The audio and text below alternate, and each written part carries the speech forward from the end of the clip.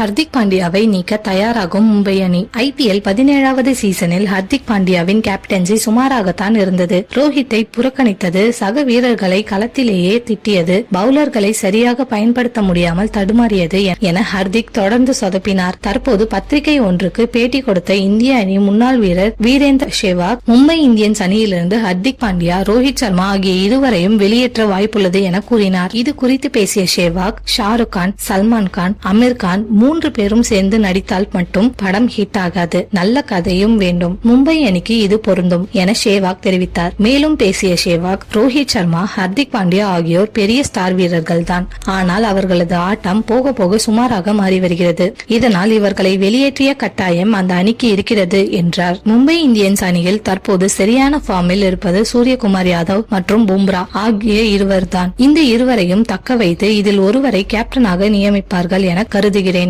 Mumbai Indians அணியின் பவுலர்கள் கடைசி போட்டியில் ஓவர்களை வீச அதிக நேரம் எடுத்துக்கொண்டதால் கேப்டன் ஹர்திக் பாண்டியாவுக்கு ஒரு போட்டியில் தடை விதிக்கப்பட்டுள்ளது. இதனால் விதிமுறைப்படி 18வது சீசனின் முதல் போட்டியில் இவரால் விளையாட முடியாது.